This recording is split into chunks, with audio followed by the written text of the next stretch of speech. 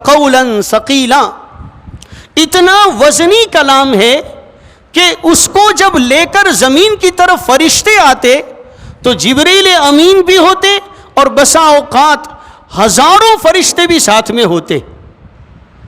اللہ پاک نے اس امت پر جہاں اور احسانات فرمائے ہیں، ایک احسان اس امت پر یہ کیا کہ اللہ تعالیٰ نے اس کلام پاک کو ہماری زبانوں پر پڑھنا آسان بنا دیا۔ ورنہ حضرت زید ابن ارقم رضی اللہ تعالیٰ عنہ نے ایک جگہ پر فرمایا ہے، بخاری شریف میں روایت موجود ہے کہ حضور پر کلام کی وحی اتر رہی تھی اور حضور کا پیر گھٹنا جو ہے وہ میرے پیر کے پاس جانگ کے قریب پر رکھا ہوا تھا، مجھے اتنا وزن لگ رہا تھا، اتنا بوجھ لگ رہا تھا کہ میری پیر کی ہڈی ٹوٹ جائے گی ایسا لگتا تھا۔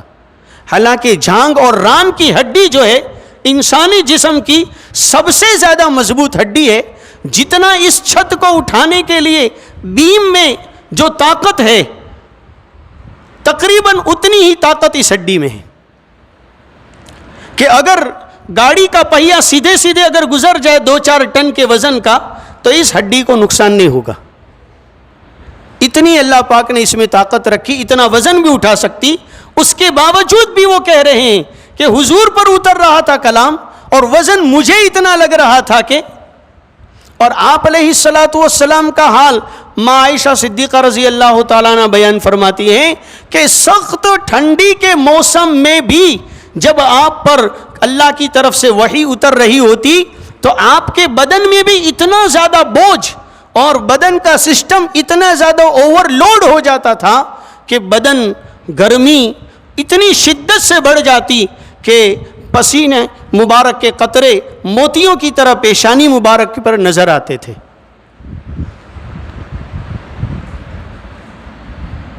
اتنا ثقیل کلام تھا۔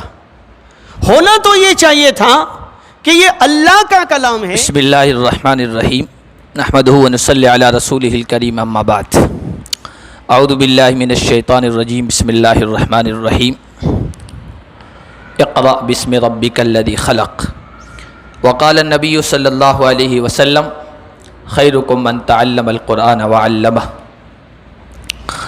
او کما قال النبی صلی اللہ علیہ وسلم۔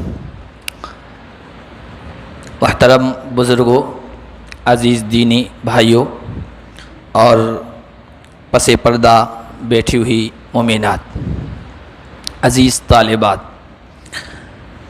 اس وقت ہم جہاں جس جگہ بیٹھے ہوئے ہیں یہ جگہ ایک مرکزی ادارہ دارالعلوم العربیہ الاسلامیہ کی قدیم عمارت ہے، جو مغربی راجستھان کا ایک قدیم اور مرکزی ادارہ رہا ہے۔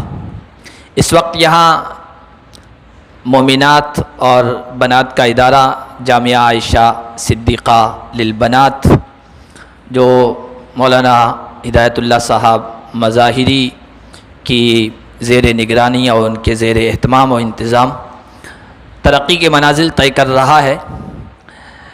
1962 اور 63 سے تقریباً شروع ہونے والا یہاں ادارہ جو دارالعلوم عربیہ تھا، 2004 تک یہاں بچوں کا ادارہ رہا ہے، اور اس ادارے کی جو نسبت ہے یہ بہت عالی نسبت ہے، اونچی نسبت ہے۔ حضرت حاجی عبدالغفور صاحب رحمۃ اللہ علیہ، علماء جانتے ہیں، حضرت مولانا منظور صاحب نعمانی رحمۃ اللہ علیہ نے جو خود نوشت لکھی ہے کتاب، تو اس میں ایک مضمون ہے ایک اللہ کا ولی، نیک بندہ۔ انہوں نے حضرت حاجی عبدالغفور صاحب رحمۃ اللہ علیہ کا اس میں تذکرہ کیا ہے۔ ہمارے جو اکابر تھے حضرت مولانا علی میاں ابو الحسن علی الندوی رحمۃ اللہ علیہ، حضرت مولانا منظور صاحب نعمانی رحمۃ اللہ علیہ، یہاں حاجی صاحب کی خدمت میں آیا کرتے تھے اور ادھر سفر ہوتا تھا تو یہاں حاضری دیا کرتے تھے۔ حضرت حاجی عبدالغفور صاحب بڑے پکے موحد تھے اور اصلاح عقائد میں، اصلاح رسوم و رواج میں ان کا اس پورے علاقے میں مغربی راجستھان میں بڑا اچھا کردار رہا ہے۔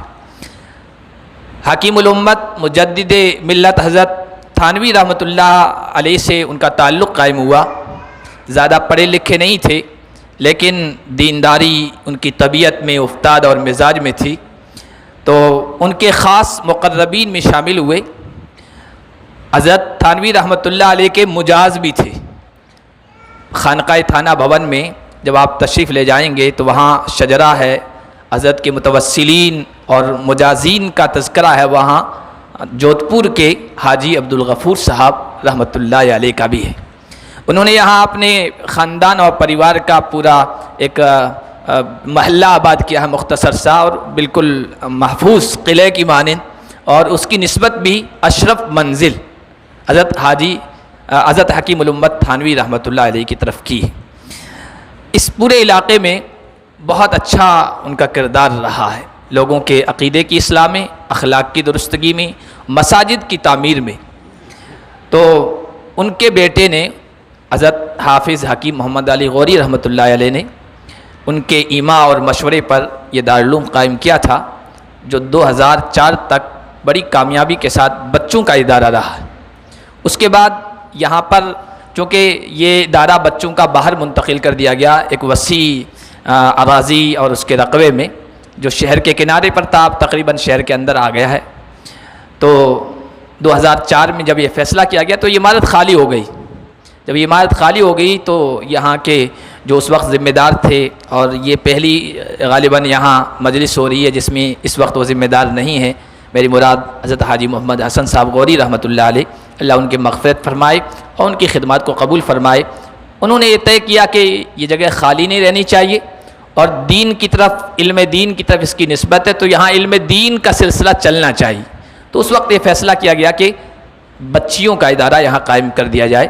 چنانچہ اس وقت سے مولانا ہدایت اللہ صاحب مظاہری کے زیر اہتمام بڑی کامیابی کے ساتھ یہ ادارہ جامعہ عائشہ صدیقہ للبنات چل رہا ہے، اور باہر بچوں کا، بنین کا، لڑکوں کا ادارہ وہ بھی کامیابی کے ساتھ چل رہا ہے۔ وہاں بھی دور حدیث تک تعلیم ہے، یہاں بھی دور حدیث تک تعلیم ہے۔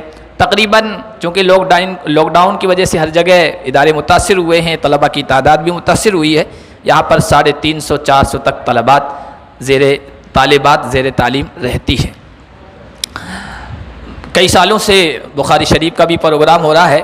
اس وقت آج کے بخاری کے پروگرام میں ہمارے جو مہمان خصوصی ہیں ان کے سامنے ہم نے یہ مختصر سا اس ادارے کا، اس جگہ کا تعارف رکھا ہے۔ ہم آج کی اس بابرکت مجلس میں اس ادارے کے ذمہ داران، اساتذہ، طالبات، معلمات اور سرپرستوں اور تمام کارکنوں کی طرف سے نوجوان فاضل حضرت مولانا محمد عرفان صاحب مانک پور ٹکولی کے شیخ الحدیث ہیں، ان کا تہ دل سے استقبال کرتے ہیں، اور آخری جو حدیث ہماری بچیوں کو، طالبات کو حضرت ہی پڑھائیں گے اور درس فرمائیں گے۔ مختصر سا تعارف میں نے ادارے کا آپ حضرات کے سامنے رکھ دیا ہے۔ چاہتے ہیں کہ یہ مجلس قرآن کریم کی تلاوت سے اس کا آغاز کیا جائے۔ اس کے لیے میں طالبات میں سے ریحانہ جو متعلمہ ہیں، بارمیر کی رہنے والے ہیں، ان سے درخواست کرتا ہوں کہ اس مجلس کا آغاز تلاوت کلام پاک سے۔ السلام علیکم ورحمۃ اللہ وبرکاتہ۔ اعوذ باللہ من الشیطان الرجیم، بسم اللہ الرحمن الرحیم۔ والضحى والليل إذا سجى ما ودعك ربك وما قلى وللآخرة خير لك من الأولى وَلَسَوْفَ يُعْطِيكَ رَبُّكَ فَتَرْضَىٰ أَلَمْ يَجِدْكَ يَتِيمًا فَآوَىٰ وَوَجَدَكَ ضَالًّا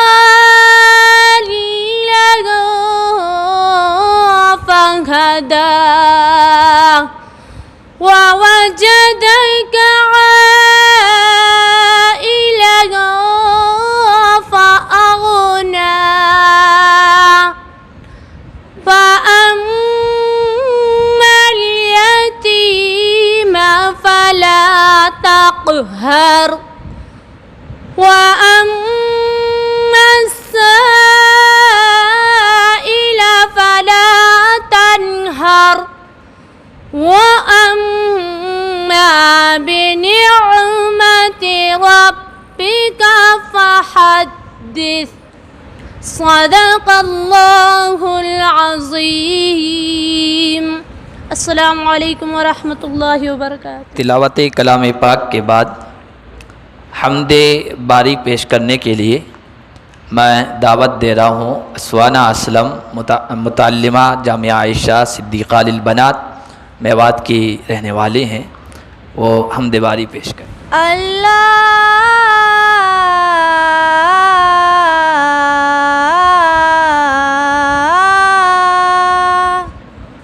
یا میرے اللہ، یا میرے اللہ، یا میرے اللہ، یا میرے اللہ، میری قسمت جگانے کو خدا کا نام کافی ہے، میری قسمت جگانے کو خدا کا نام کافی ہے، ہزاروں غم مٹانے کو خدا کا نام کافی ہے، یا میرے اللہ، یا میرے اللہ، یا میرے اللہ، یا میرے اللہ. جو پوچھا کملی والے نے کہا صدیق اکبر نے، جو پوچھا کملی والے نے کہا صدیق اکبر نے، میرے سارے گھرانے کو خدا کا نام کافی ہے، یا میرے اللہ، یا میرے اللہ، یا میرے اللہ، یا میرے اللہ. سلگتی آگ پر حبشی کے ہونٹوں سے صدا آئی، سلگتی آگ پر حبشی کے ہونٹوں سے صدا آئی، میری بگڑی بنانے کو خدا کا نام کافی ہے، یا میرے اللہ، یا میرے اللہ، یا میرے اللہ، یا میرے اللہ.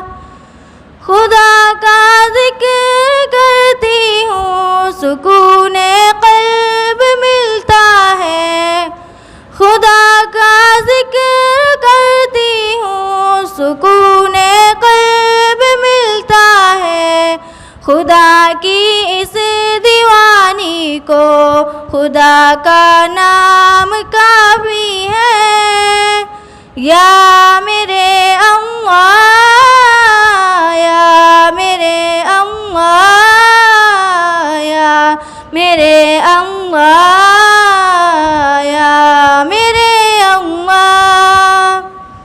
خدا کے در پہ آ جاؤ اگر مقصود پانا ہے، خدا کے در پہ آ جاؤ اگر مقصود پانا ہے، کہ ہر مقصد کے پانے کو خدا کا نام کافی ہے، یا میرے اللہ، یا میرے اللہ، یا میرے اللہ،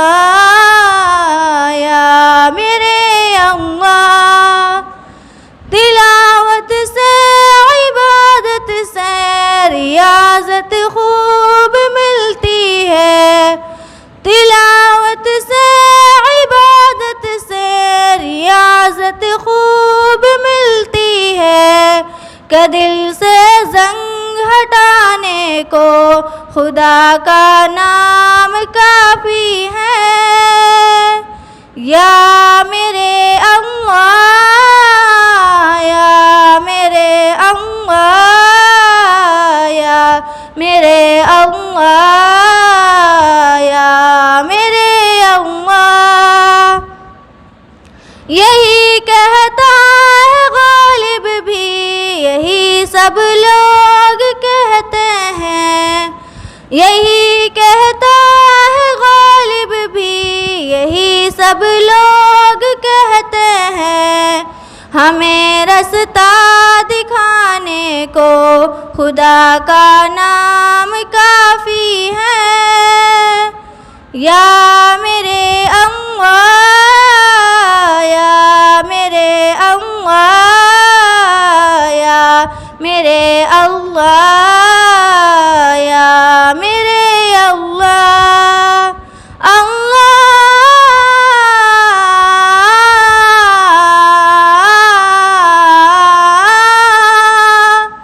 السلام علیکم ورحمۃ اللہ وبرکاتہ.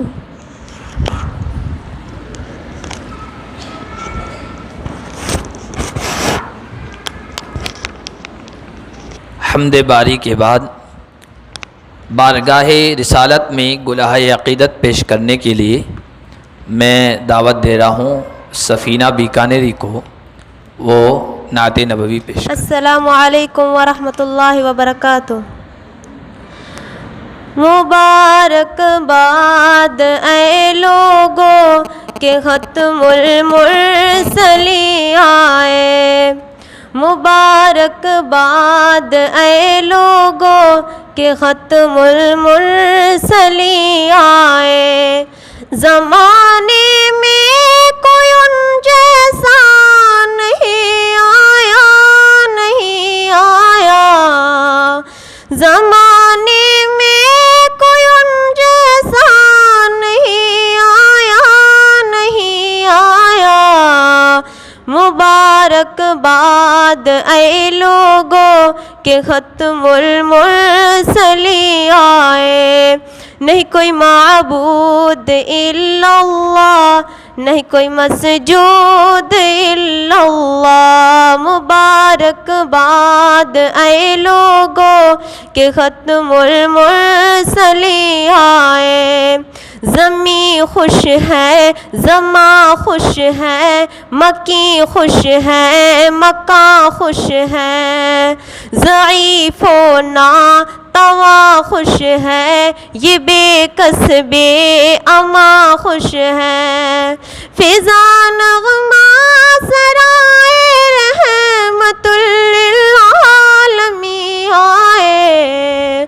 فضا نغمہ سرائے رحمت للعالمین آئے.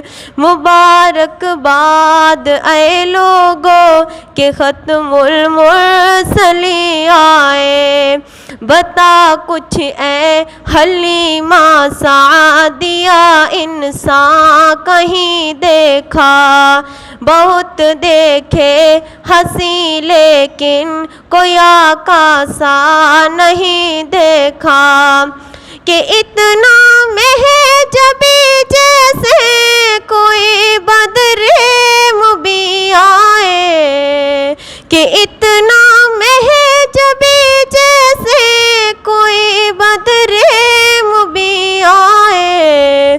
مبارک باد اے لوگوں کہ ختم المرسلی آئے. وہ اتنے مرتبوں والا وہ اتنی عظمتوں والا وہ اتنی منقبت والا وہ اتنی رفعتوں والا. کہ ساتوں آسماں کیا سدر بھی زیر نگی آیا.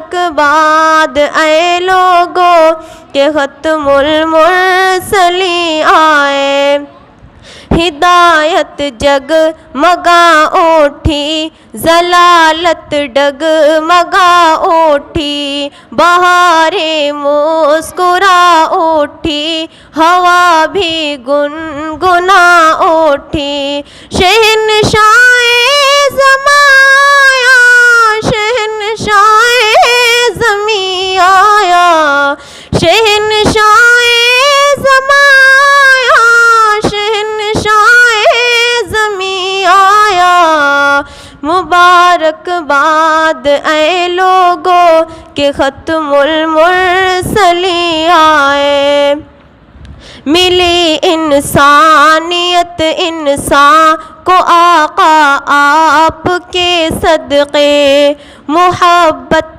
بھی مروت بھی اخوت آپ کے صدقے، تیرا سے کرم آقا کے جینے کا یقین آیا، تیرا سے کرم آقا کے جینے کا یقین آیا، مبارک باد اے لوگوں کہ ختم المرسلین آئے، وہ رحمت کا سفینہ ہے، سعادت کا خزینہ ہے، ارے تم پوچھتے ہو کیا مدینہ تو مدینہ ہے، نظر میری نظر کو شہر سافر نہیں آیا، نظر میری نظر کو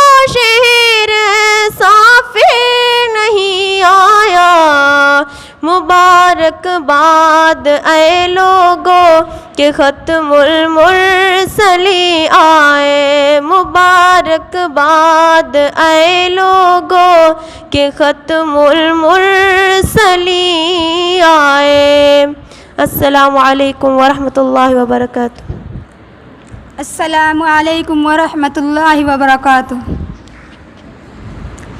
بسم اللہ الرحمن الرحیم۔ الحمد للہ نحمده ونستعینه ونستغفره ونؤمن به ونتوکل علیہ ونعوذ باللہ من شرور انفسنا ومن سیئات اعمالنا، من يهده الله فلا مضل له ومن يضلله فلا هادي له، ونشهد ان لا اله الا الله ونشهد ان محمدا عبده ورسوله، اما بعد، باب قول اللہ تعالی ونضع الموازین القسط لیوم القیامہ وأن أعمال بني آدم وقولهم يوزن۔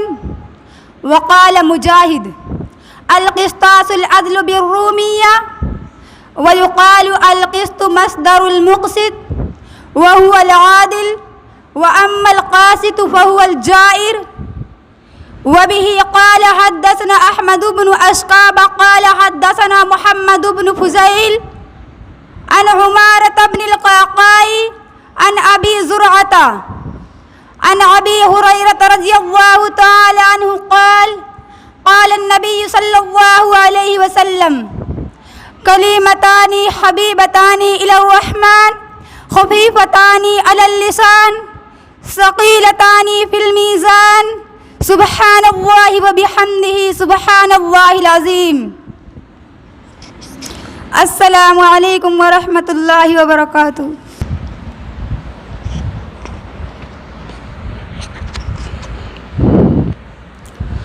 بسم اللہ الرحمن الرحیم، الحمد للہ رب العالمین والصلاة والسلام علی سید الانبیاء والمرسلین سیدنا و نبینا و حبیبنا و شفیعنا محمد و آلہ و اصحابہ اجمعین، اما بعد فإن خیر الحدیث کتاب اللہ وأحسن الهدي هدي محمد صلى الله تعالى عليه وسلم وخير الأمور عوازمها وشر الأمور محدثاتها وكل محدثة بدعة وكل بدعة ضلالة وكل ضلالة في النار.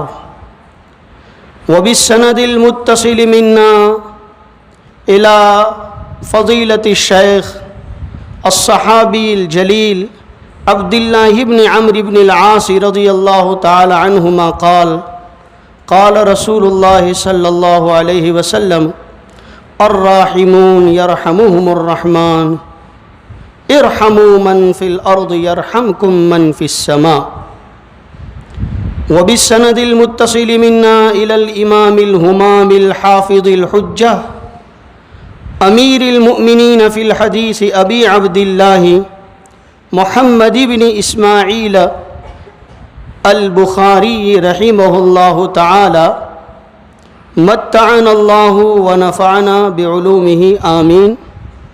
قال باب قول الله تعالى ونضع الموازين القسط ليوم القيامة وأن أعمال بني آدم وقولهم يوزن. وقال مجاهد القسطاس العدل بالرومية ويقال القسط مصدر المقسط وهو العادل وأما القاسط فهو الجائر. وبه قال حدثنا أحمد بن إشكاب قال حدثنا محمد بن فضيل عن عمارة بن القعقاع عن أبي زرعة عن أبي هريرة رضي الله تعالى عنه قال قال النبي صلى الله عليه وسلم كلمتان حبيبتان إلى الرحمن خفيفتان على اللسان ثقيلتان في الميزان سبحان الله وبحمده سبحان الله العظيم.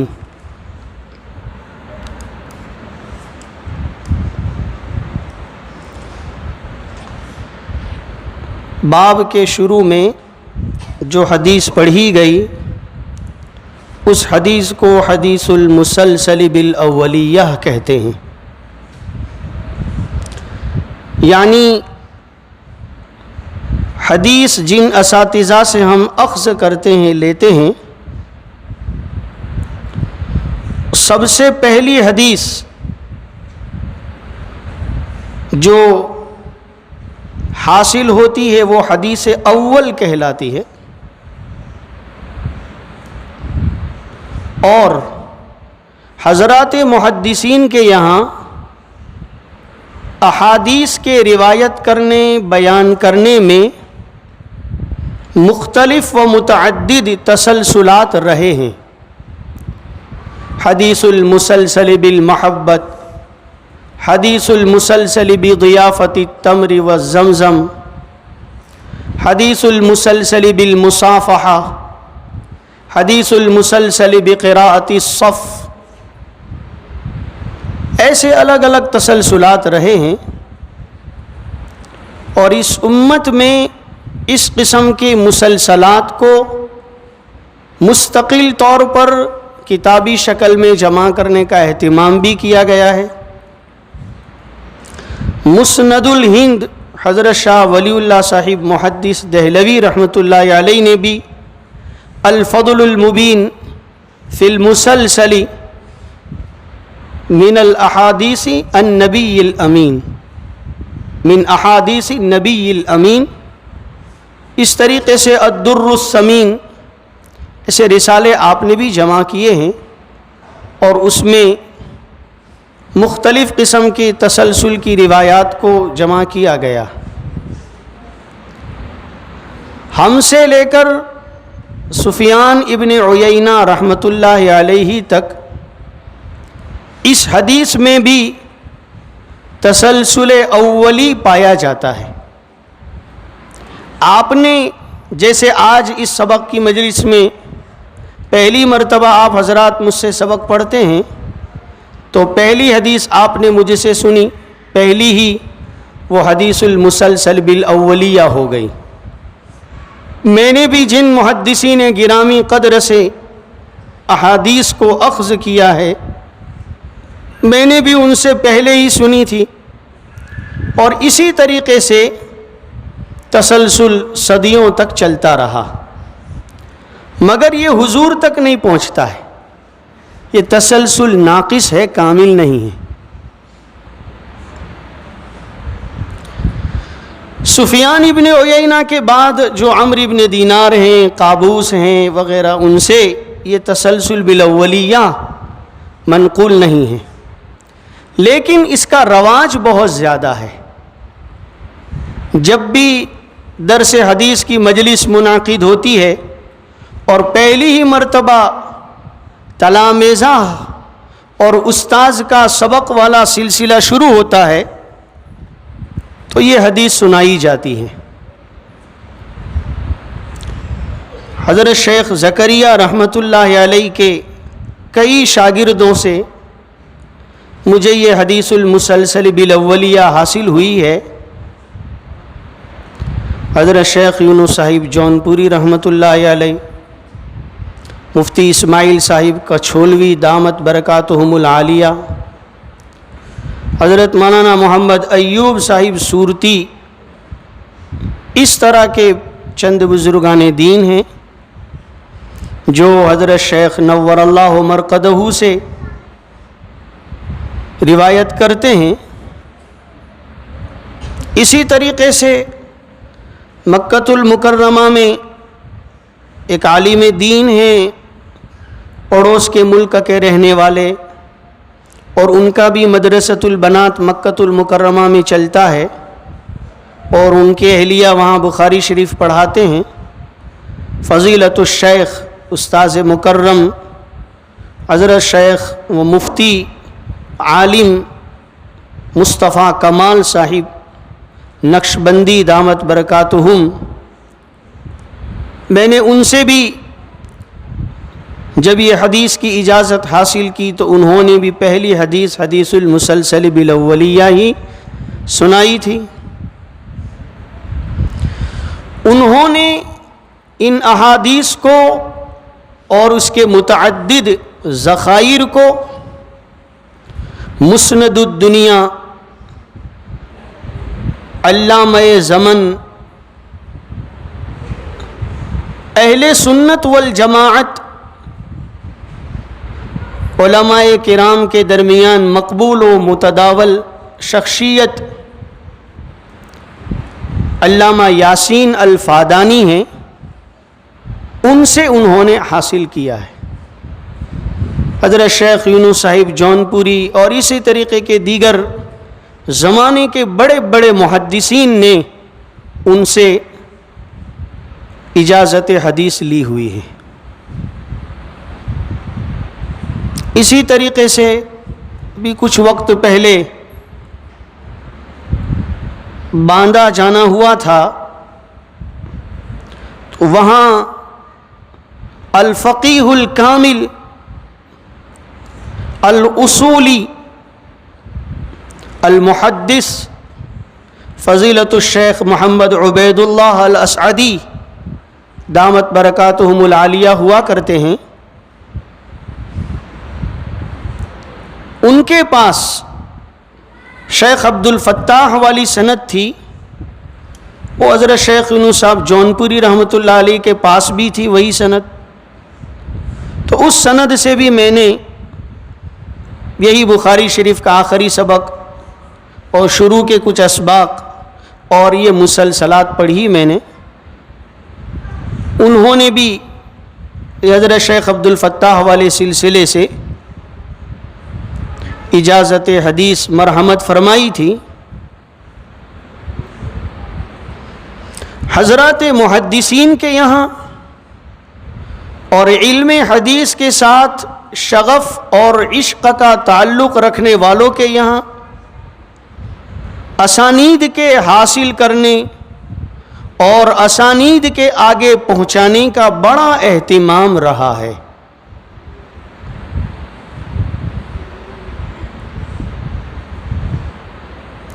اللہ پاک نے ایک لمبی انتھک محنتوں اور کوششوں کے بعد آپ کو بھی اس سلسلے سے منسلک فرمایا اور علم حدیث کا سلسلہ آپ تک پہنچا.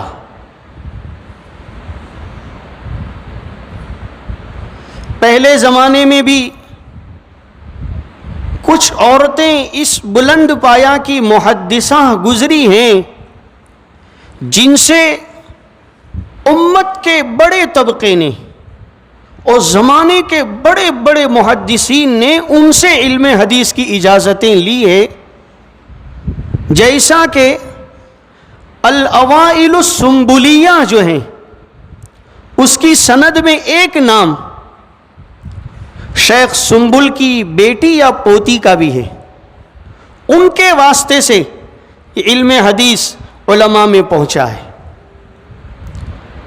امام طحاوی رحمۃ اللہ علیہ کی بیٹی خود اپنے زمانے کی بہت بڑی محدثہ تھی اور اس زمانے کے محدثین ان کے آستانے پر جاتے تھے اور ان سے علم حدیث لیتے تھے. اتنا ہی نہیں، شرح معانی الآثار شرقاً و غرباً عرباً و عجما، یہ جو سند ہے ان کی، وہ سندیں جب آگے بڑھتی ہیں تو اس میں ایک محدثہ عورت آتی ہیں اور ان سے پھر امت میں یہ پہنچی ہے. تو جہاں علم حدیث کے اس مقدس و متبرک سلسلے کو حضرات محدثین نے اخذ کیا، محفوظ کیا اور آگے امت میں پہنچایا، بہت سی عورتوں نے بھی جو اپنے زمانے کی محدثہ تھیں اس فن شریف کو اخذ کیا، اصول اور ضوابط کے مطابق حاصل بھی کیا اور فن کی صحیح خدمت اور قدر کرتے ہوئے امت میں آگے پہنچایا. جس طرح آپ کے سلسلے میں مرد محدثین کا نام ہے، ہم مردوں کے سلسلے میں عورت محدثہ کا بھی نام ہوتا ہے.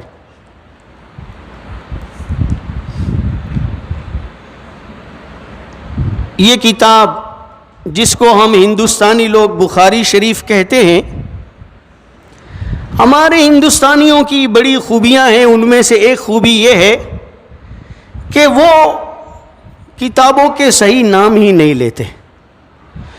سیاہ ستہ کے نام آپ دیکھو تو بولتے ہیں بخاری شریف، مسلم شریف، نسائی شریف، ترمذی شریف، ابن ماجہ شریف، ابو داؤد شریف. ایک بھی کتاب کا نام نہیں ہے. سنن ہے یا الجامع ہے امام ترمذی کی، کتاب السنن تھی امام ابو داؤد کی، کتاب السنن امام نسائی کی ہے، کتاب السنن امام عبداللہ ابن یزید ابن ماجہ القزوینی کی. الگ الگ ان کے نام ہیں. جیسا کہ شرح معانی الآثار، اس کو ہم طحاوی شریف کہتے ہیں، حالانکہ وہ نہ کتاب ہے نہ کتاب کا کوئی اس کے تذکرہ ہے، تو مصنف کے گاؤں کی طرف نسبت ہے. ایسے ہی ہم اس کتاب کو بخاری شریف کہتے ہیں. بخاری اور شریف دو مل کر نہ مصنف بنتا ہے نہ کتاب بنتی ہے. وہ تو ان کے علاقے کا نام تھا بخارا. بخارا و سمرقند رشیا کی آزاد ریاستوں میں پڑتا ہے. اس علاقے کی طرف منسوب تھے، اس لیے وہ بخاری کہلائے تھے اور اسی سے ہم ہندوستانی لوگ مختصراً بخاری شریف کہہ دیتے ہیں. ورنہ اس کتاب کا نام آپ نے ٹائٹل پر دیکھا ہوگا شروع میں، الجامع المسند الصحیح المختصر من امور رسول اللہ صلی اللہ علیہ وسلم و سننہ و ایامہ. آپ علیہ الصلاۃ والسلام کی سنتیں اور آپ علیہ الصلاۃ والسلام کی پاکیزہ مقدس تعلیمات اور آپ کی باتیں، اس کا ایک بڑا ذخیرہ جو آپ علیہ السلام سے منسوب ہو اور ضابطۂ محدثین کے اعتبار سے مقام صحت کو پہنچا ہوا ہو اور دینی علوم کے متعدد مضامین پر مشتمل ہو، جیسا کہ 8 قسم کے ابواب پر مشتمل ہوتا ہے، تو اس کو الجامع، المسند، المختصر الصحیح یہ عنوان لگتا ہے اس پر، اور اس نام سے ہی ہمیں یہ اندازہ لگ جاتا ہے کہ کتنے قسم کے علوم شرعیہ کی باتوں کو اس کتاب میں جمع کیا گیا ہوگا، اور محدثین کے یہاں اسنادی حیثیت اس کی کیا ہوگی، اور وہ کس سے منسوب ہوگا اور کس کی تعلیمات ہوگی، اس نام سے ہمیں معلوم ہو جاتا ہے۔ کئی لاکھ حدیثیں امام بخاری علیہ رحمہ تک پہنچی تھیں۔ یہاں ایک بات سمجھ لینی چاہیے کہ پہلے زمانے میں سند کے بدل جانے سے حدیث کا عدد بدل جاتا تھا۔ مثال کے طور پر لا صلاۃ الا بفاتحۃ الکتاب، اگر یہی ایک حدیث اگر 10 سندوں سے اگر الگ الگ منقول ہوئی تو وہ 10 حدیثیں کہلاتی تھی۔ اس طرح سے 6 لاکھ حدیثیں امام بخاری علیہ رحمہ کے پاس ذخیرے میں جمع تھی۔ ان میں کافی غور و خوض کر کے، کانٹ چھانٹ کر کے، ترجیحی مرحلے سے گزار کر تقریباً 1 لاکھ احادیث کا ذخیرہ آپ نے منتخب فرمایا، اور اس 1 لاکھ احادیث کے ذخیرے میں سے پھر آپ نے استخارے کے بعد، جیسا کہ مشہور ہے کہ آپ تازہ غسل فرماتے، 2 رکعت استخارے کی نیت سے نفل پڑھتے، اللہ تعالیٰ کی طرف رجوع فرماتے، اور پھر آپ کے استخارے میں اسنادی حیثیت سے جو حدیث آپ کو راجح معلوم ہوتی، آپ اس کو پھر کتابتی شکل میں جمع فرماتے۔ اس طرح سے تقریباً 16 سال کے لمبے عرصے کے بعد مقررات کو اگر ملاتے ہیں تو میرے سامنے جو نسخہ ہے اس کے حساب سے 7562 کا عدد بیٹھتا ہے، اور بعض نسخوں میں کیونکہ اس کے نسخے بھی بہت متعدد رہے ہیں، عدد کا فرق رہا ہے۔ اس میں آپ کے سامنے آج کا آخری باب ہے، اور امام بخاری علیہ رحمہ بڑے عجیب و غریب صاحب فن، عجیب آدمی گزرے ہیں۔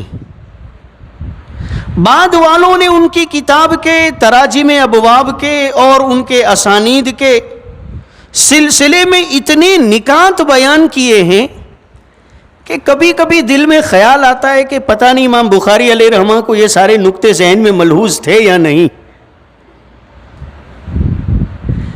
آپ دیکھیے علامہ عینی علیہ رحمہ کو عمدۃ القاری میں لطائف الاسانید مستقل طور پر ہر حدیث کی سند میں کوئی نہ کوئی خاص نکتہ، کوئی نہ کوئی خاص بات ضرور ذکر فرماتے ہیں۔ اسی طریقے سے حافظ کو دیکھیں تو شرح الحدیث میں کچھ نہ کچھ ضرور کوئی نکتہ باب اور حدیث کے درمیان مطابقت پیدا کرنے کی شکل میں ذکر کرتے ہیں۔ پتہ نہیں امام بخاری علیہ رحمہ کے سامنے وہ سارے نکات تھے یا نہیں، لیکن نکتہ بعد الوقوع سے کم نہیں۔ پہلا باب بالکل کتاب کے شروع میں جو کتاب الایمان سے شروع ہو رہا ہے مضمون، اس میں بھی امام بخاری علیہ رحمہ نے پہلا باب جو قائم فرمایا وہ باب کیف کان بدء الوحی، اور امام بخاری علیہ رحمہ ترجمۃ الباب میں جگہ جگہ پر آیات قرآنیہ کو بھی جوڑ دیتے ہیں. وہاں آپ نے آیت قرآنی ذکر کی انا اوحینا الیک کما اوحینا الی نوح سے اخیر تک. پہلا باب وحی کا اور آخری باب میدان حشر میں قائم کی جانے والی ترازو کے تعلق سے.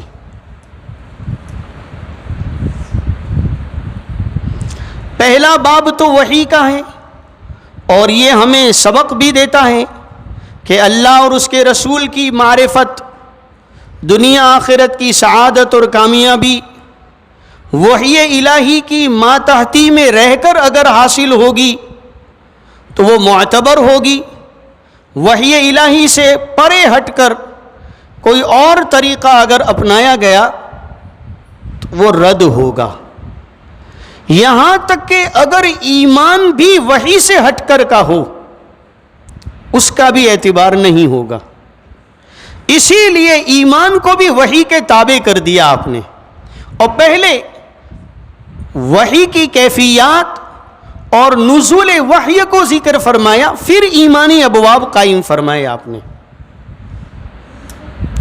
اور آیت قرآنی میں چند انبیاء کرام کا آپ نے ذکر فرمایا. قرآن کریم میں بہت سے انبیاء کرام کا اللہ پاک نے ذکر فرمایا ہے، تمام ہی انبیاء کرام کا ذکر نہیں ہے، تمام ہی انبیاء کا ذکر نہیں ہے. لیکن قرآن میں اولو العزم پیغمبروں کا ذکر ضرور ہوا ہے، جیسا کہ اللہ پاک فرماتے ہیں فاصبر کما صبر اولو العزم من الرسل.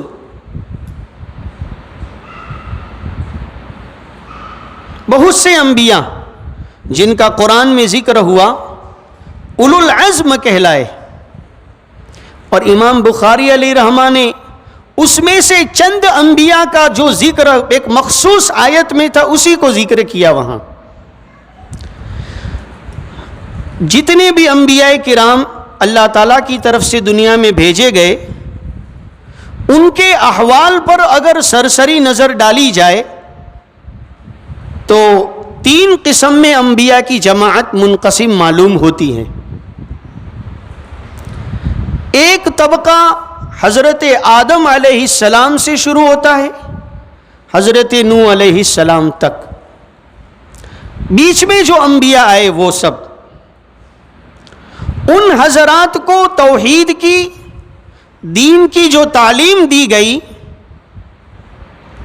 تو انہیں امت کو جس طرح سے دنیاوی زندگی اور اس کو ڈیولپ کرنے اور اس کو آباد کرنے اور بسانے کا جو علم دیا گیا، ساتھ میں اللہ کی عبادت اور بندگی کا بھی علم انہیں دیا گیا تھا، انہوں نے اپنی اولاد کو، اپنی نسلوں کو وہ نبوی تعلیمات تو پہنچا دی.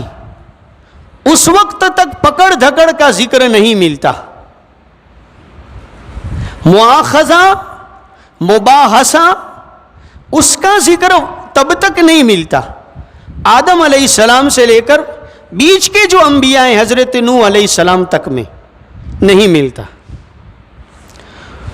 امت میں جو دینی تنظیمیں اور دینی شعبے اور جو افراد دین کا کام کرتے ہیں، اس کا ایک طبقہ ان انبیاء کرام کی سنت پر ہے، وہ صرف دین کی باتوں کو پہنچاتا ہے، نہ مباحثہ کرتا ہے، نہ مناظرہ کرتا ہے، اور نہ ہی ان سے مواخذہ کرتا ہے.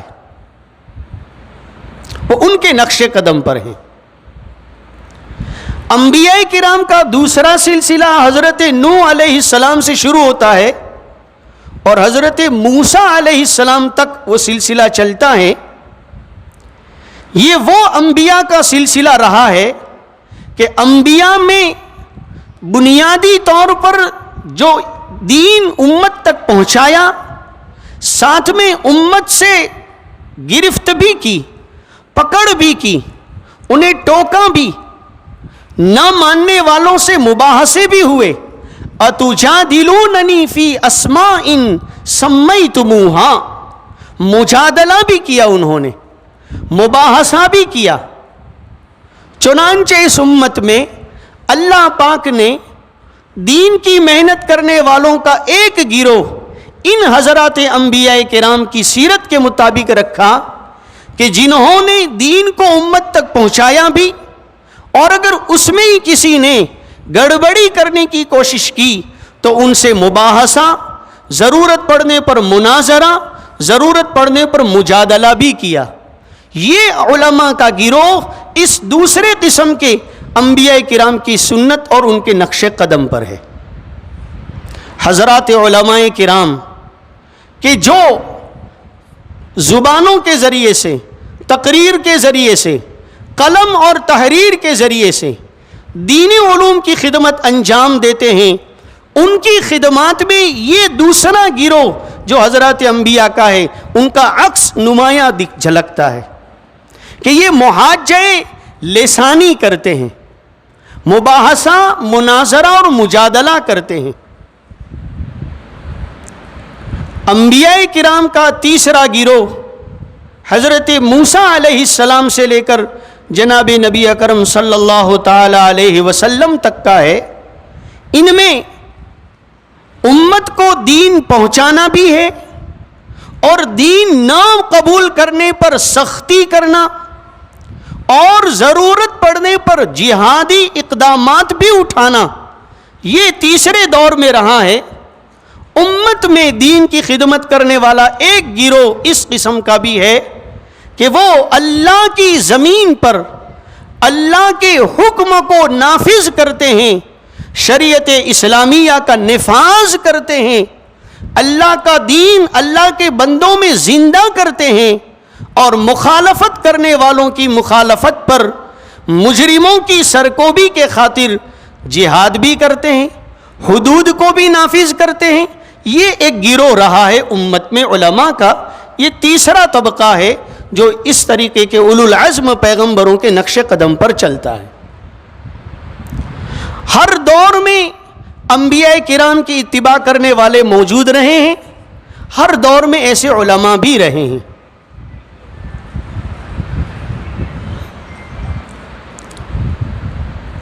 ان انبیاء کرام کا جو محاجہ لسانی اور زبانی مناظرہ و مجادلہ کر کے اپنی امت کو دین کا پیغام پہنچا کر کے گئے، ان کا تذکرہ امام بخاری علیہ الرحمہ نے باب کیف کان بدء الوحی کا ایک جز بنا دیا اور یہ اشارہ کر دیا کہ یہ اہل علم ان کے مقام، ان کے عکس پر ہے، ان کے نقش قدم پر ہے، جو باللسان و بالقلم محاجہ لسانی کرتے ہیں، مجادلہ و مناظرہ کرتے ہیں.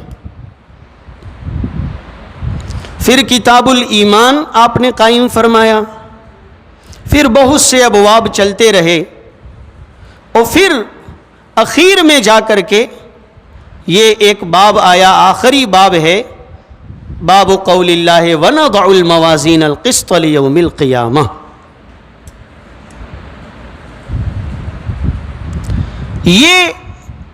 یہ ضمنی باب ہے. اس سے پہلے شروع میں ایک عنوان تھا کتاب کی شکل میں جو جکشن تھا، اس سے یہ شاخیں پھیلی ہیں، کتاب التوحید والرد علی الجہمیہ.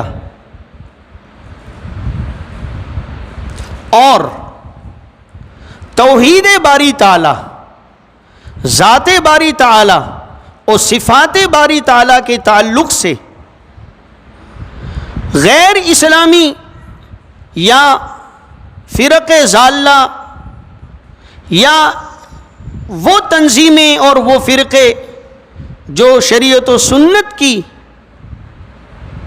صحیح ترویج نہیں کرتے، غلط عقائد و نظریات کو دین کے نام پر چلاتے تھے، ان کی تردید کرنے کے لیے آپ نے وہ کتاب قائم فرمائی اور بہت سارے ابواب آپ نے اس میں جمع فرمائے. اس میں امام بخاری علیہ رحمہ کو قرآن کریم کے مسئلے میں بڑا ابتلا بھی پیش آیا اور آپ کو کافی کچھ سہنا بھی پڑا. تو امام بخاری علیہ رحمہ نے قرآن کریم کے مسئلے میں چند ابواب مسلسل قائم فرما دیے اور اس میں کا ہی ایک باب یہ ہے جو قرآن کریم کے ہی وحی مطلوع اور مخلوق اور غیر مخلوق ہونے کے تعلق سے جو بحث اس زمانے میں چلی ہوئی تھی آپ نے اسی کو اس میں ذکر کیا ہے. آپ نے چند ابواب پڑھے اور وہ خلق قرآن کا مسئلہ اور اس سلسلے میں فلسفیانہ بحثیں وہ آپ نے شروع سے ہی اپنے اساتذہ سے پڑھی ہوں گی, اس میں جانے کی ضرورت نہیں ہے. آخر میں یہ جو باب ہے جس میں قیامت کے دن انصاف کی ترازوؤں کے قائم کرنے کا ذکر ہے, قیامت کے دن کی یہ جو انصاف کی ترازوؤں کی باتیں ہیں, ایک زمانہ تھا کہ چند اسلامی کہلانے والے فرقوں میں کے کچھ لوگوں نے اس کا انکار کیا تھا. الگ الگ زمانوں میں الگ الگ نظریات کے حامل ایسے لوگ رہے ہیں جنہوں نے قرآن اور حدیث کی بہت سی باتوں کا انکار کیا تھا. اس زمانے میں ایک فرقہ تھا معتزلہ کا فرقہ. وہ یوں سمجھیے کہ تابعین کے زمانے میں ہی یا تبع تابعین کے دور میں, جیسا کہ حسن بصری رحمۃ اللہ علیہ کے دور میں اس طرح کا ایک گروہ وجود میں آیا تھا, اور انہوں نے اس زمانے کے اہل سنت والجماعت جو علماء کرام نے امت میں نصوص کے دائرے میں رہ کر جو عقائد رائج فرمائے تھے اس سے انہوں نے کچھ اختلاف کیا تھا.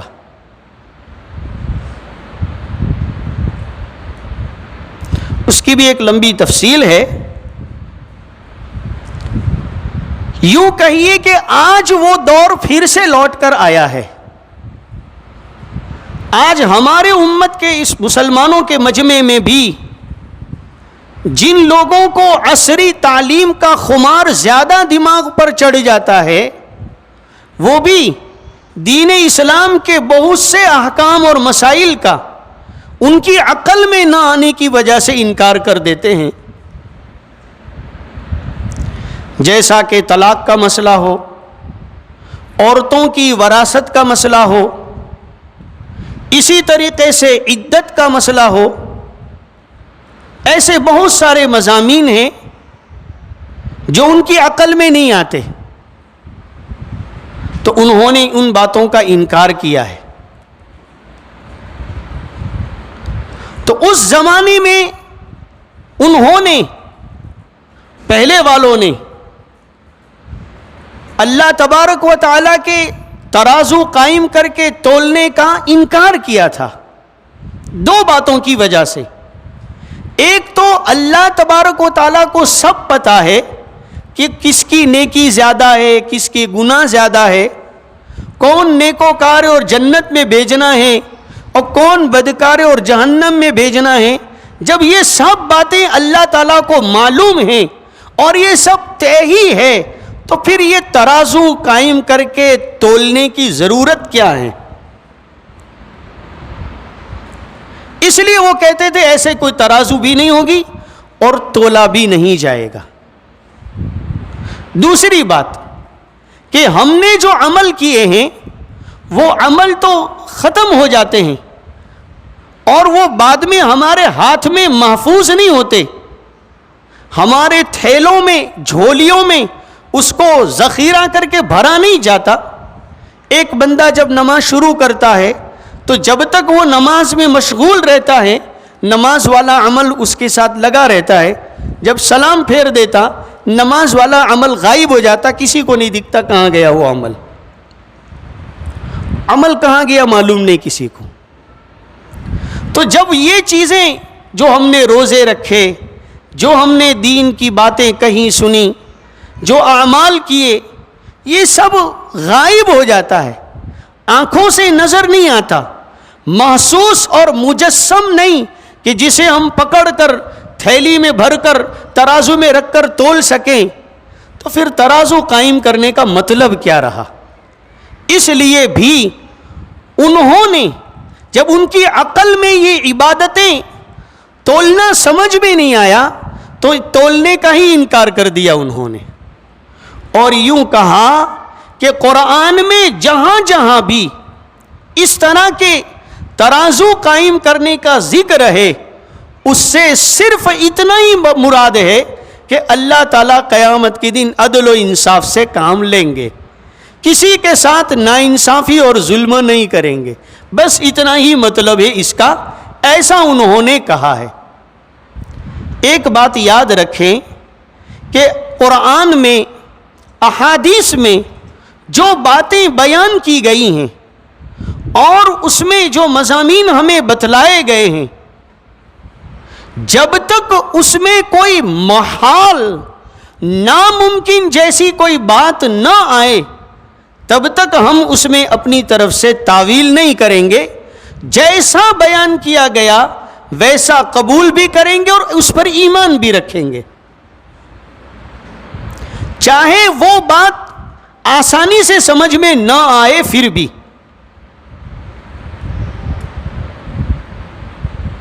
اسی حقیقت کو سمجھانے کے لیے یہ باب قائم کیا گیا، وَنَضَعُ الْمَوَازِينَ، قائم کریں گے ہم ترازویں، القسط موصوف صفت، انصاف والی، لیوم القیامت، لام فی کے معنی میں قیامت کے دن میں، موازین ترازویں قائم کریں گے، ترازویں یہ جمع کا لفظ ہے، اس سے ظاہری معنی یہی ہے کہ بہت ساری ترازویں قائم ہوں گی جگہ جگہ پر، یا تو اعمال کے اعتبار سے، نمازوں کے تلوانے کے لیے الگ کاؤنٹر لگے گا، روزوں کے تلوانے کے لیے وزن کرنے کے لیے الگ ترازو ہوگی، اس طرح کی عبادتیں الگ الگ تو ترازویں بھی الگ الگ، یا تو یہ کہ ایک ہی بہت بڑی ترازو ہوگی کہ ہر بندے کا ایک ساتھ پورا ہی تمام ہی اعمال کا ایک ساتھ ہی حساب ہو جائے، وزن ہو جائے، تو یا تو اتنی بڑی ایک ترازو ہوگی جو چند ترازوؤں کا کام کر لے گی، اس لیے بھی جمع کا لفظ ہو سکتا ہے، لیکن وہ ترازو بڑی انصاف والی ہوگی، اس میں ڈنڈی مارنے کی بات نہیں ہوگی۔ اب دیکھو کہ وہ جو ترازویں ہیں اس میں کیا تولا جائے گا، تو امام بخاری علیہ رحمہ نے اپنا نظریہ پیش کیا، وَأَنَّ أَعْمَالَ بَنِي آدَمَ، بنو آدم، آدم علیہ السلام کی اولاد، ان کے اعمال تولے جائیں گے۔ ذرا ہم اپنی زندگی کا جائزہ لیں کہ ہماری زندگیوں میں صبح سے شام تک، شام سے صبح تک کے جو کام ہم کرتے ہیں وہ کتنے کھرے اور کتنے کھوٹے ہیں۔ یہ استحضار اگر رہے کہ یہ میرے اعمال اور یہ میرے کام کاج سارے تولے جائیں گے اور سارے ہی تولے جائیں گے، ایک بھی چھوڑا نہیں جائے گا، تو آدمی کو جھٹکا لگتا ہے کہ اعمال، نیکیاں تو کم ہیں اور برائیاں زیادہ ہیں، تو پھر ترازو کا کیا حال ہوگا؟ پھر اعمال تولنے کی بات تھی اور اسی پر امام بخاری علیہ رحمہ کوئی اچھی سی بہترین سی دلیل بھی لانا چاہتے تھے، آپ کی عادت رہی ہے کہ جو ان کا مدعا ہے صاف صاف سیدھی سیدھی اگر دلیل نہیں ملتی تو کوئی اور دلیل جو پسند تھی اور لانا چاہتے تھے اسی کے مناسبت سے ایک لفظ اور بڑھا دیتے. یہاں آپ نے بڑھایا وَقَوْلَهُمْ، باتوں کو بھی تولا جائے گا، اور بات کو تولنے کا لفظ جوڑ دیا اور اعمال کے ساتھ مناسبت ہو گئی کہ اعمال بدن سے صادر ہونے والی حرکتیں ہیں تو زبان سے صادر ہونے والی حرکت بھی ایک عمل ہی ہے، اس کو قول بھی کہا جاتا ہے، باتیں کہا جاتا ہے، اور اسی مناسبت سے باتوں کو تولنے والی روایت لے آئے آپ. عجیب بات یہ ہے کہ امام بخاری علیہ رحمہ اپنی اس کتاب کو ساتھ ساتھ میں یوں بھی سوچتے ہیں کہ میں قرآن شریف کی بھی تفسیر کر رہا ہوں ساتھ ساتھ میں، تو جگہ جگہ پر وہ قرآن کریم کے لغوی الفاظ، قرآن کریم کے الفاظ کی لغات اور اس کے متعدد مختلف معانی یا اس کے مناسبت سے کوئی صرفی نحوی تحقیق وہ بھی ساتھ میں جوڑ دیتے ہیں. اب یہاں وَنَضَعُ الْمَوَازِينَ الْقِسْطَ، قسط کا لفظ آیا تھا تو اس کی لغت بیان کر دی. فرماتے ہیں قال مجاہد القسطاس العدل، قسطاس کا معنی ہے عدل، انصاف کرنا. بالرومیہ، یہ رومی زبان کا لفظ ہے. یاد رکھیے قرآن کریم کے باب میں اللہ تبارک و تعالیٰ کا دو ٹوک انداز میں اعلان یہ ہے کہ انا انزلناہ قرآنا عربیا، عربی قرآن نازل کیا ہے ہم نے، اور پیغمبر علیہ السلام عرب میں بھیجے گئے، اور اس میں بھی اللہ کا ضابطہ ہے وما ارسلنا من رسول الا بلسان قومی، قوم کی جو زبان ہوتی ہے اسی زبان میں پیغمبر کو مبعوث فرماتے ہیں.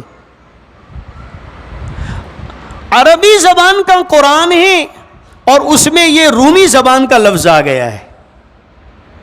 القسطاس، مجاہد کہتے ہیں یہ رومی زبان میں ہے، فارسی زبان کے بھی الفاظ ہیں اور عجمی زبانوں کے بھی الفاظ ہیں قرآن میں. تو کوئی سوچ سکتا ہے کہ یہ عربی قرآن میں یہ غیر عربی کہاں سے آ گئے؟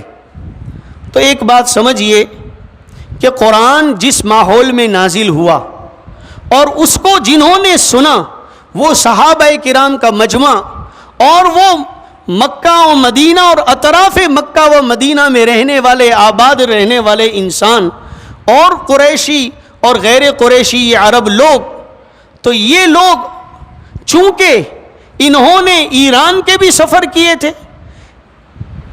فارسیوں کے ساتھ بھی ان کے تعلقات تھے، حبشیوں کے ساتھ بھی ان کے تعلقات رہے ہیں، اور وہ ملک شام تبوک کی سرحد پر بسنے والے رومیوں سے بھی ان کے تعلقات رہے ہیں، اور ملنے جلنے اور ان کے ساتھ کاروباری روابط ضوابط کی بنیاد پر کچھ الفاظ کا ایسا تبادلہ ہو گیا تھا کہ وہ عربی زبان میں حصے بن چکے تھے، وہ جز بن چکے تھے. جیسا کہ ہم کسی کو بولتے ہیں نا کوئی کام کہ بھئی دیکھو تم سنبھال کے یہ کام کر لینا، تو وہ بولتے ہیں ہاں اوکے اوکے. اب یہ اوکے جو ہے وہ انگلش زبان کا لفظ تھا یا کسی اور زبان کا، مگر ہمارے یہاں یہ چل پڑا. اسی طریقے سے لائبریری، کتب خانہ، ہماری زبانوں میں عصری تعلیم میں اسکولوں میں یہ لائبریری کا لفظ ہر زبان کے اسکول کے طالب علم اس لفظ کو یوز کر لیتے ہیں، حالانکہ یہ کسی اور زبان کا لفظ تھا مگر وہ رائج ہو گیا تھا. تو یہ الفاظ بھی جو قرآن کریم میں فارس کے یا حبشہ کے یا روم کے معاشرے کے جو الفاظ جو عربوں میں رائج ہو چکے تھے، اس میں سے یہ لفظ بھی ہے جو عربی انداز میں ڈھل چکنے کی وجہ سے اب وہ غیر عربی نہیں رہا، وہ عربی ہو گیا. آگے کہتے ہیں وَيُقَالُ الْقِسْطُ مَصْدَرُ الْمُقْسِطِ، پہلا قول قسطاس کے تعلق سے جو ذکر کیا اس میں تو حضرت مجاہد کا نام لے لیا. مجاہد ابن جبر رحمت اللہ علیہ یہ ان شخصیات میں سے ہے جنہوں نے حضرت عبداللہ ابن عمر اور حضرت عبداللہ ابن عباس رضی اللہ تعالیٰ عنہما سے بہت زیادہ استفادہ کیا تھا، بہت زیادہ.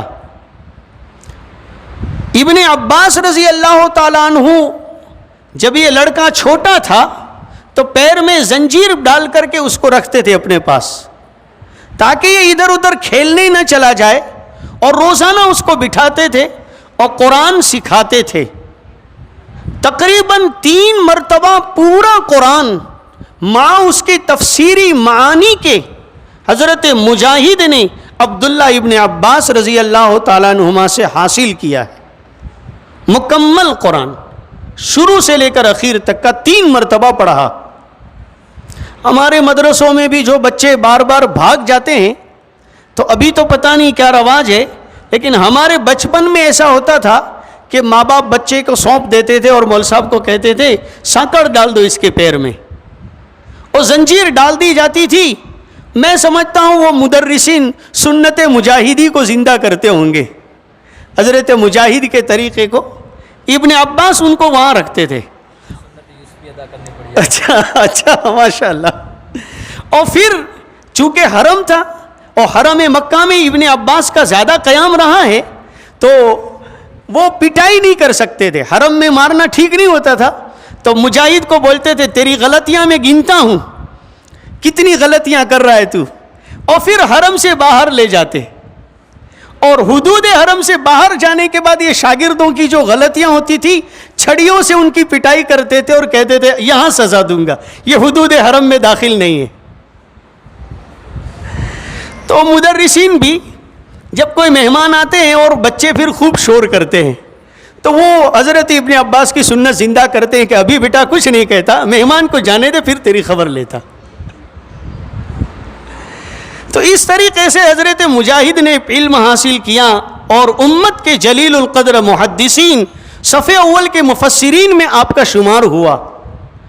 دیکھو بیٹیوں، علم تو محنت اور پابندی سے ہی حاصل کیا جاتا ہے، اور مسلسل لگے رہنے کے بعد ہی کچھ پاتا ہے آدمی، اس کے بغیر نہیں ملتا. آگے جو قول ہے القسط مصدر المقسط، یہ امام بخاری علیہ رحمہ ہیں، کئی دور کی مناسبت سے کوئی اور لفظ بھی ذکر کر دیتے ہیں، طعت و اطعت، طاعت و اطاعت، ایسے الگ الگ سیگے انہوں نے ذکر کیے ہیں بعض ابواب میں، دور دور کی لغات.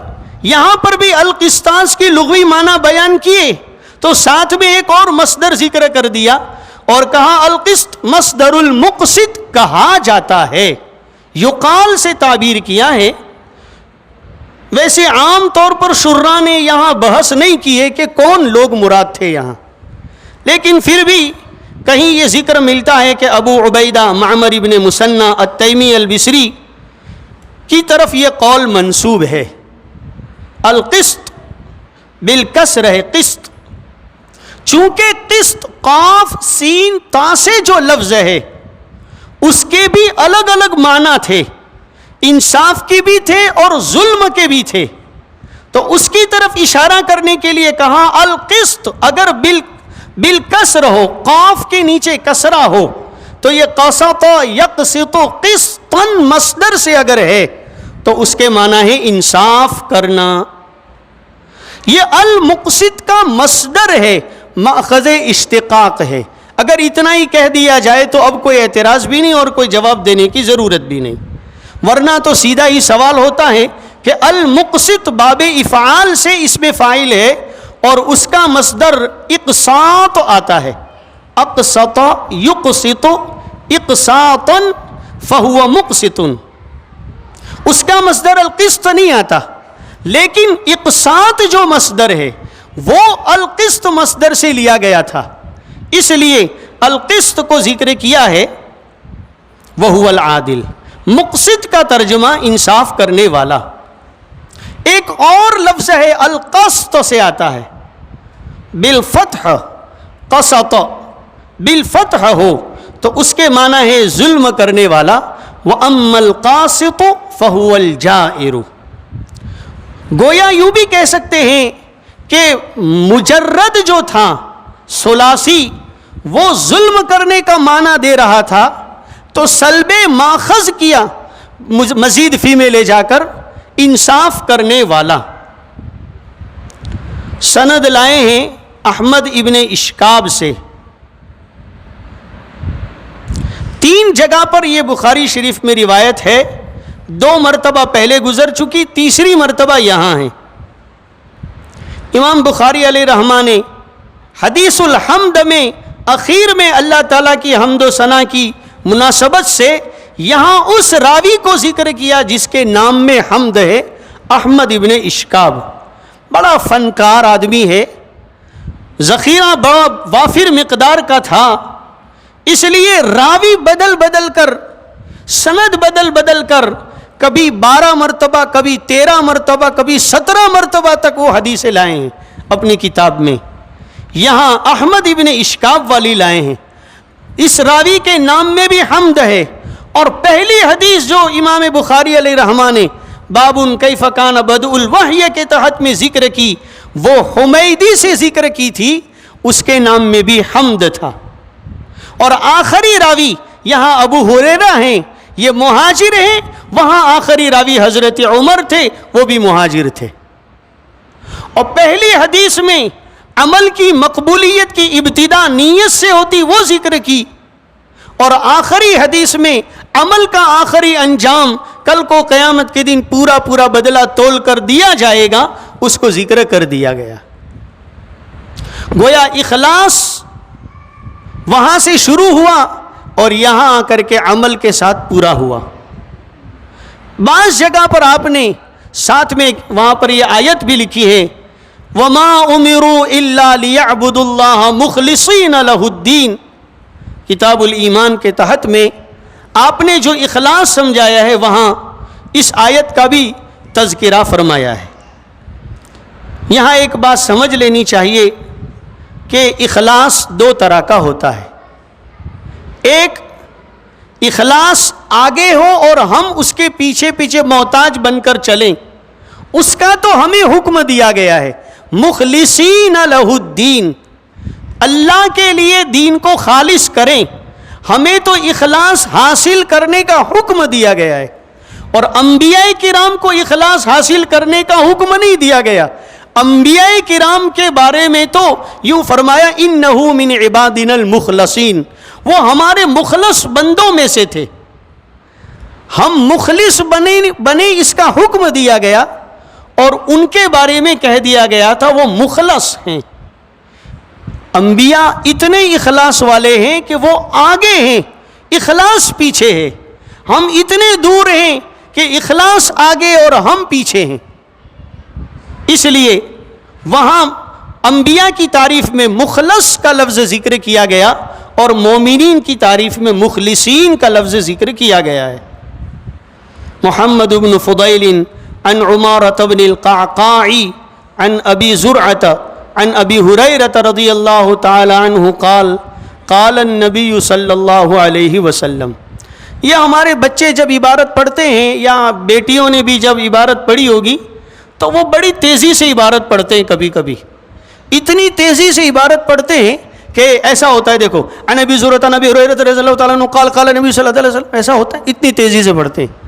تو لطیفہ لکھا ہے کہ دارالعلوم دیوبند میں ایک زمانے میں دورے کے آخری ایام کے روایتاً اسباق چل رہے تھے، اور وہ طالب علم قال قال رسول اللہ صلی اللہ علیہ وسلم قال قال النبی صلی اللہ علیہ وسلم فٹافٹ پڑھتے تھے۔ ایک دیہاتی آ گئے تھے، وہ پیچھے بیٹھ کر سن رہے تھے، کافی دیر تک تو سہن شکتی اور صبر کے ساتھ وہ سنتے رہے، پھر کھڑے ہو گئے۔ اچانک کھڑے ہونے کے بعد عبارت پڑھنے والے طالب علموں کو ٹوکا، چپ کر بدماش، تو کالا اور تیرا باپ کالا، میرا نبی کالا کبھی نہیں ہو سکتا، کیا لگا رکھا ہے کالا کالا نبی، کالا کالا نبی۔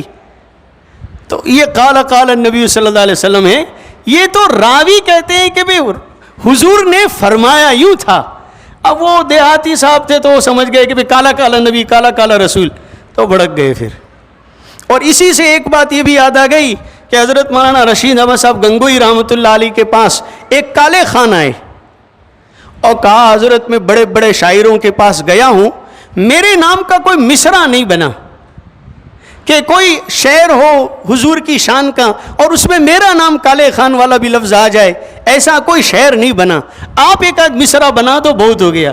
تو آپ نے فرمایا ہر دم محمد, ہر دم نام محمد کالے, ہر دم نام محمد کا لے, تو کالے اس میں آ گیا, وہ خوش ہو گیا. تو دیکھو بہرحال یہ کالے اور کالا جو ہے یہ عربی والا مراد ہے, اردو والا نہیں. آپ علیہ الصلاۃ والسلام نے فرمایا کلیمتان حبیبتان, کلیمہ پوری بات کو بھی بولتے ہیں نحو میں, لفظ کو بولتے ہیں, پوری بات کو بھی بولتے ہیں. جیسے مکتب میں بچوں کو پہلے ہی دن سے کلیمہ بمانا کلام پڑھایا جاتا ہے, اول کلیمہ, دویم کلیمہ, سویم کلیمہ, وہ 5 کلمے پڑھائے جاتے ہیں, ایمان کے کلمے ہیں یہ.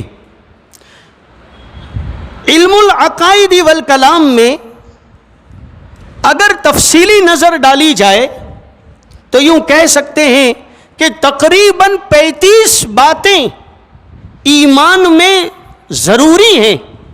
اگر ایمان والے کا ان 35 باتوں پر ایمان نہیں تو اس کے ایمان کا اعتبار نہیں.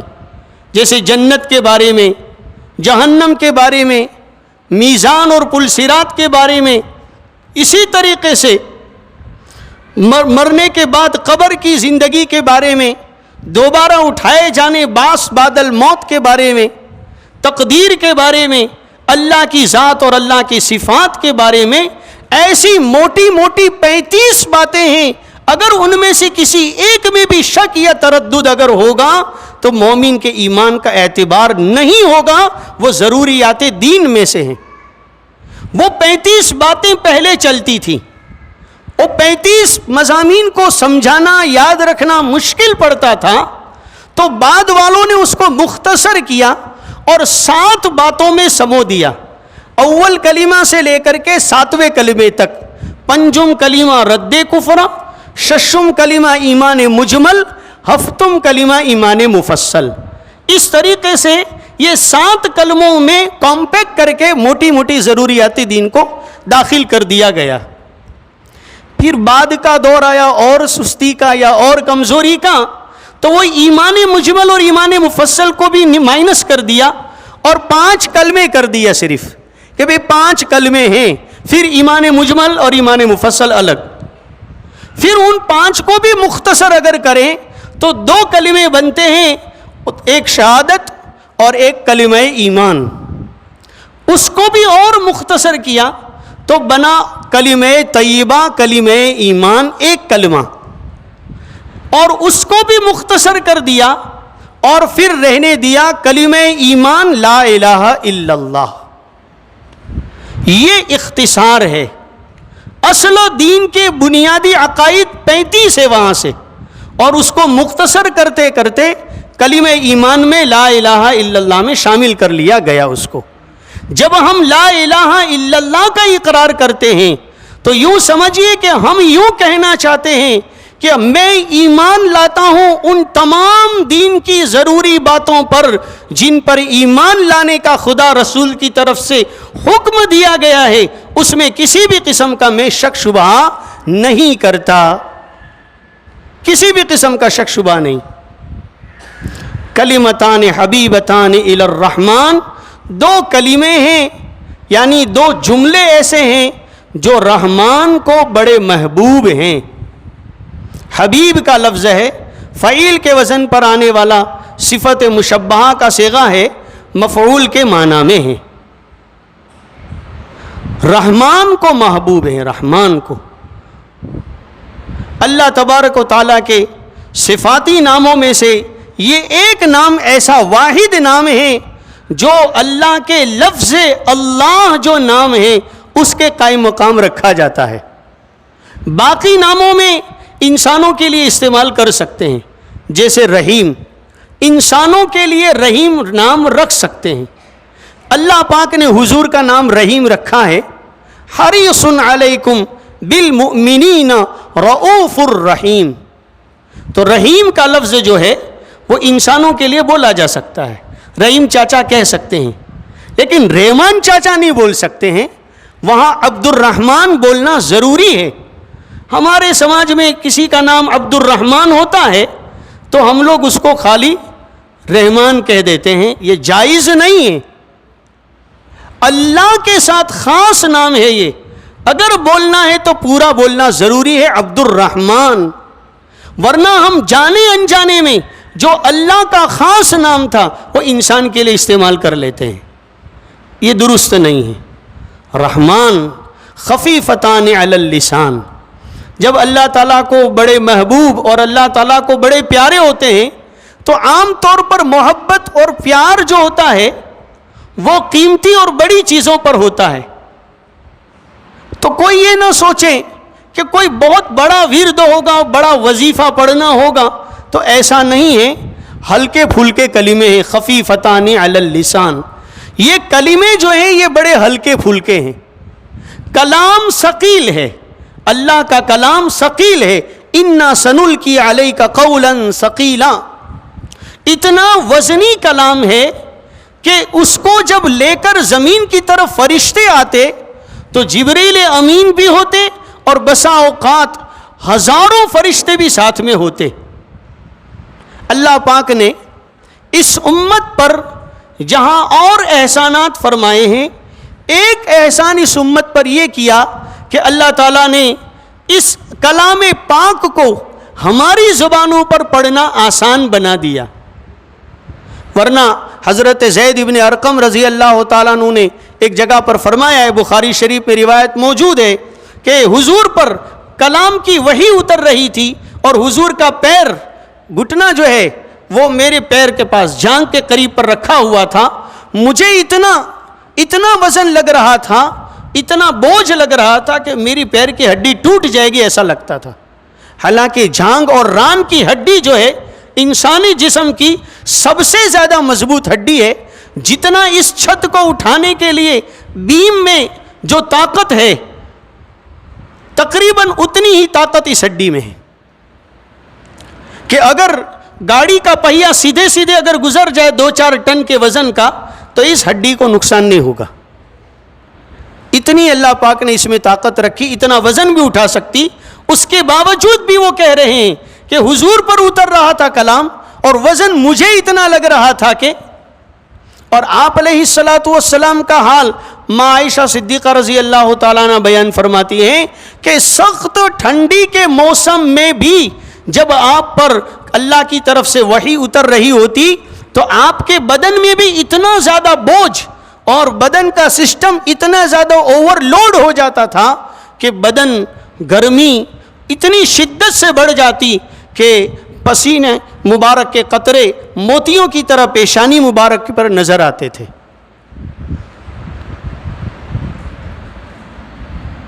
اتنا ثقیل کلام تھا.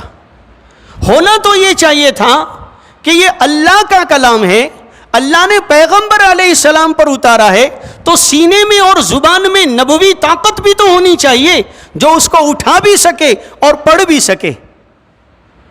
جبکہ آپ علیہ السلام میں تو طاقت تھی, 4000 انسانوں کے بقدر کی طاقت دنیا کے, اتنی طاقت تھی. تو آپ کا یہ حال ہے کہ آپ کو سنایا جا رہا ہے اور آپ کے دل میں اتارا جا رہا ہے, تب بھی آپ اس کے بوجھ کو اٹھا نہ پاتے, اتنا وزنی ہوتا. تو ہم اور آپ کیسے کر پاتے؟ لیکن حضور پاک صلی اللہ علیہ وسلم نے امت کے لیے اس کلام پاک کو سینے میں اٹھانا اور زبان سے پڑھنا اللہ سے منوا لیا ہے. جیسا کہ معراج کی روایت میں آتا ہے کہ آپ علیہ الصلاۃ والسلام نے اللہ تبارک و تعالیٰ سے جو باتیں کی, جو گفتگویں کی, اس میں کی ایک گفتگو یہ بھی تھی کہ اللہ تعالیٰ کے سامنے جب آپ علیہ السلام کی پیشی ہوئی تو حضور نے یوں بھی ناز بھرے انداز میں کہا تھا کہ جعلت ابراہیم خلیلا و موسیٰ کلیما, تم نے حضرت موسیٰ کو اپنا ہم کلامی کا شرف عطا فرما کر کلیم بنایا, ابراہیم کو اپنا جگری دوست بنایا, فلاں نبی کو یہ دیا, فلاں نبی کو یہ دیا, فماذا اعطیتنی, مجھے آپ نے کیا دیا وہ بتاؤ. تو آپ علیہ الصلاۃ والسلام کو جو چند باتیں جو حضور کو خصوصی طور پر عنایت فرمائی گئیں اس میں سے ایک بات یہ بتلائی گئی وَجَعَلْتُ قُلُوبَ أُمَّتِكَ أَنَاجِيلَ الْقُرْآنِ، میں نے آپ کی امت کے سینوں کو قرآن کی تختی بنا دیا. قرآن سیدھا ان کے سینے پہ اتر جائے گا، محفوظ ہو جائے گا، لکھا جائے گا. ورنہ اگلے زمانے میں پیغمبر علیہ السلام ہونے کی نشانی یہ ہوتی تھی کہ آسمانی کتاب کے وہ حافظ ہوتے تھے. نبی کے علاوہ اور کوئی آسمانی کتاب کا حافظ نہیں ہو سکتا تھا. اللہ پاک نے وہ صلاحیت اس امت کے سینے میں منتقل فرمائی تاکہ وہ کلام پاک کی تختی بنا سکے اپنے دلوں کو اور حافظ قرآن بن سکے. چنانچہ اس امت میں حفظ قرآن کا بھی اہتمام رہا اور جناب نبی اکرم صلی اللہ تعالی علیہ وسلم کی احادیث مبارکہ کے بھی اخذ کرنے حفظ کرنے کا امت میں اہتمام رہا. وحی کو امت نے حفظ کیا. وحی مطلوع حافظ قرآن بھی ہیں، وحی غیر مطلوع حافظ الحدیث بھی دنیا میں پیدا ہوئے. ثقیلتان فی المیزان، جب یہی کلمے اور یہ کلام جو اتارا گیا تو ثقیل تھا، امت کے لیے خفیف اور ہلکا بنایا گیا تھا، لیکن جب یہ اپنی دنیا میں واپس جائے گا تو آٹومیٹکلی وہ پھر سے اپنے ثقل میں ظاہر ہو جائے گا. اور قیامت کی دن میدان حشر میں جب میزان عدل انصاف کی ترازویں قائم ہوگی تو اس وقت وہ ثقیل اور بھاری بن کر واپس ظاہر ہو جائے گا. ثقیلتان فی المیزان، سبحان اللہ و بحمدہ سبحان اللہ العظیم. میں پاکی بیان کرتا ہوں اللہ تعالیٰ کی اس حال میں کہ وہ ملی ہوئی ہے اللہ کی حمد کے ساتھ، اور میں پھر سے پاکی بیان کرتا ہوں اللہ تعالیٰ کی جو عظمتوں والا ہے، بلندیوں والا ہے. یہاں پر کتاب پوری ہوتی ہے. جس طریقے سے آپ نے محنت سے پڑھا، سال بھر محنت کی اور آپ کے اساتذہ و منتظمین کو آپ پر اعتماد ہوا، اور اعتماد ہونے کی وجہ سے ہی یہ آخری اسباق کی اور تقسیم اسانید کی مجلسیں قائم کی جاتی ہیں. اللہ پاک نے آپ کو اس سلسلے سے جوڑا ہے.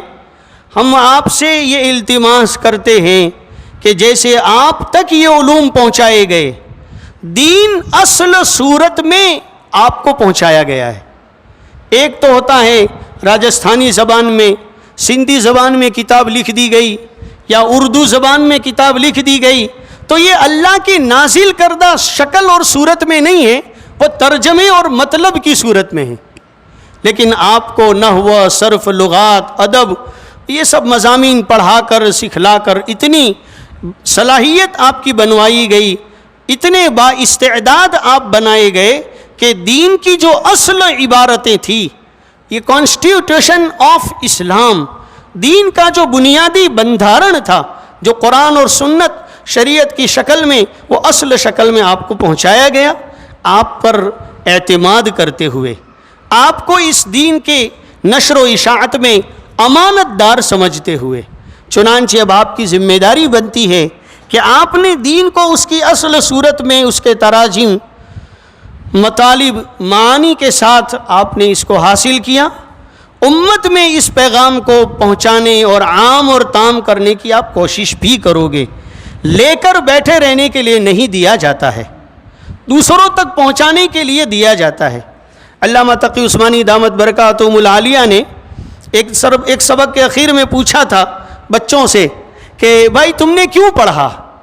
تو بچوں نے کہا ہم اس لیے پڑھتے ہیں تاکہ جیسے یہ امانت ہم تک پہنچی ہم آگے دوسروں تک پہنچائیں گے. حضرت نے بولا پھر عمل کب کرو گے؟ پھر فرمایا کہ ساتھ ساتھ میں دوسروں تک پہنچانے کے ساتھ ساتھ عمل بھی کرنے کی نیت رکھیں اور اپنی زندگیوں میں بھی عمل میں اس کو داخل کرو گے. ہمارا تجربہ یہ ہے کہ عورتیں فضائل کے باب میں بڑی تیز قدم ہوتی ہیں. ان کو اگر کسی مسائل کے، کسی مضامین کے فضائل سنائے جائیں تو بہت شوق سے، بہت پابندی سے اس پر عمل کرتی ہیں. اور اعمال میں عورتیں بہت آگے ہیں. تہجد، چاشت، اشراق، सुन्नतें, नवाफिल, तस्बीहात, तिलावतें, सूरह वाक़िया, सूरह मुल्क, ये सब चीज़ें औरतों में बहुत पाबंदी के साथ होता है। लेकिन यहाँ एक बात मैं अपनी अर्ज़ करता चलूँ कि मैं ऐसे इलाके में रहता हूँ और मेरा ख़ानदानी ताल्लुक़ ऐसे इलाके और ऐसी बिरादरी से है जहाँ पर रसूमात और खुराफात बहुत ज़्यादा अंजाम दी जाती हैं। तो मैंने देखा अपने मुआशरे में कि औरतें खुराफात की तरफ भी उतनी ही जल्दी माइल होती हैं। मर्दों में विधि नहीं होती। शादी ब्याहों के मौके पर मर्द लोग तो खाली बाहर पिंडाल में कुर्सियां तोड़ते हैं और सारी विधियां अंगूठी पहनाने की और लुगाई की, मेहंदी लगाने की और चेहरा नुमाई की, नकाब कुशाई की और परचम लहराई की और पता नहीं क्या क्या चीज़ें होती हैं वो औरतें अंदर करती रहती हैं। तो आपने दीनी इबादतों को और इंसानी ज़िंदगी के मुख्तलिफ़ शोबों की तालीमात को असल शक्ल में पढ़ा है। आपसे दरख्वास्त है कि आप अपने मुआशरे में जब जाएंगे तो सादगी वाले तरीक़े को, शरीयत और सुन्नत वाले तरीक़े को उम्मत में फैलाएंगे और औरतों में खुलकर मेहनत करेंगे। दूसरी बात, अकायद के सिलसिले में हमारे हिंदुस्तान की औरतें बड़ी कमज़ोर वाक़ई हुई हैं और अकायद की कमज़ोरी का नतीजा है, अकायद की कमज़ोरी का नतीजा है कि इस वक्त हमारे हिंदुस्तान में मुसलमानों में मर्दों में मुर्तद होने का परसेंटेज नहीं होने के बराबर है और औरतों में मुर्तद होने का परसेंटेज बहुत ज़्यादा बढ़ा हुआ है। यानी हज़ारों ही नहीं, लाखों की तादाद में पिछले चंद साल में लड़कियां मुर्तद हो गईं। हज़ारों नहीं, लाखों की तादाद में लड़कियां मुर्तद हो गईं। तो आपसे ये भी दरख्वास्त है कि अकायद हक्का की ऐसी तालीम आप उम्मत में फैलाएं कि मुआशरे में औरतों में अकायद और ईमान यकीन की बड़ी पाबंदी हो। इसी तरीके से बेसब्री भी औरतों में बहुत ज़्यादा देखी गई है। मामूली मामूली बातों पर वो अपनी मियाँ से और अपने भाइयों से, अपने वालिदैन से चिढ़ जाती हैं, कुड़ जाती हैं और बेसब्री का इजहार करती हैं। आप दीनी तालीम के हामिलीन हैं, आप ऐसा न करें। हमारे यहाँ एक आदमी का इंतकाल हुआ तो उसके मरने पर उसकी सास जो है वो आई रोती धोती तो कहने लगी कि ऐसा आसमान की तरफ देखकर कहने लगी कि ए अल्लाह, तूने क्या देखकर मेरे दामाद को छीन लिया और मेरी बेटी को तूने बेवा बना दिया। सुन ले ध्यान से, आज तक मैं तेरे लिए नमाज पढ़ती थी और तेरे लिए कुरान भी पढ़ती थी, पर तूने मेरे साथ ऐसा बर्ताव किया ना, सुन ले आज के बाद ना मैं तेरी नमाज पढ़ूंगी और ना तेरे लिए तिलावत करूंगी, ना तेरे लिए तस्बीह पढ़ूंगी। ऐसा मेरे साथ किया क्या, क्यों तूने? बस तो ये औरतों का मिजाज रहता है, वो ऐसा ही कर लेती हैं। तो आपने चूंकि दीन को हासिल किया है और आप औरतों के माशरे में खुलकर जितनी मेहनत कर सकती हैं इतना हम तो नहीं कर सकते हैं, तो आपसे ये उम्मीद रखते हैं कि आप अपने आप को मुआशरे में दीनी उलूम की नशर व इशाअत में, शरीयत व सुन्नत की तरवीज में इस तरह से लगाएं कि ये जो बेसब्री में बेईमानी की बातें हो जाती हैं, नाकदरी की बातें हो जाती हैं, वो हमारे मुआशरे से ख़त्म हो जाए। नीज़ हमारी ये कोशिश होनी चाहिए कि हम जहाँ भी जौन से भी समाज में जाएं, उस समाज में हम घुल मिल कर के उस मुआशरे का एक बेहतरीन फ़र्द बने। मदरसतुल बनात से बाज़ाब्ता फ़ारिग़ होने वाली तालिबात के बाबत में एक शिकायत ये भी आती है कि आलिमा लड़कियाँ फिर आम तौर पर घरों में सेट नहीं होती और फिर बात बात पे मियों को और सास ससुर को मसले बताती रहती हैं। तो ये मसले आपको इसलिए नहीं पढ़ाए जाते हैं कि आप उसको ढाल और हथियार के तौर पर इस्तेमाल करें। हम तो आपको ये दीन इसलिए देते हैं और ये इसलिए ये उलूम पढ़ाए जाते हैं ताकि आप उम्मत में दीन के सही तर्जमान बने, मसाइल की सही तर्जमानी करें اور امت میں صحیح دین آپ کے ذریعے سے پہنچے، اس لیے یہ علوم آپ کو پڑھائے گئے ہیں۔ ماشاءاللہ بڑی خوشی کی بات ہے کہ حضرت مولانا اشرف علی صاحب تھانوی رحمۃ اللہ علیہ جیسی جلیل القدر گرامی قدر شخصیت کی نسبتوں والے ادارے میں اللہ پاک نے آپ کو جمع فرمایا، اور یہ علوم حاصل کرنے کے لیے آپ کو اللہ پاک نے موقع عنایت فرمایا۔ ہم سب کی طرف سے آپ کو ڈھیر ساری مبارکبادیاں، ڈھیر ساری نیک دعائیں آپ کے لیے۔ آپ جہاں بھی رہیں خوش و خرم رہیں۔ ایک درخواست آپ سے یہ بھی رہے گی کہ اپنے اس مادر علمی کو کبھی نہ بھولیں، دعاؤں کے ذریعے سے یہاں کی آپ کی جو استانیاں ہیں، آپ کی معلمات ہیں، ان سے آپ رابطے میں رہیں۔ وابستہ رے شجر سے امید بہار رکھ، یہ آپ کی مادر علمی ہیں، اس سے آپ جڑے رہیں گے، اور وقتاً فوقتاً جب آپ کو جوڑا جائے تو آپ یہاں پہنچیں اور ادارے کی فکروں کو اور ادارے کے مشن کو اپنے علاقے میں پہنچائیں اور امت میں اس کو رائج کریں۔ ایسی نیک توقعات آپ سے ہیں۔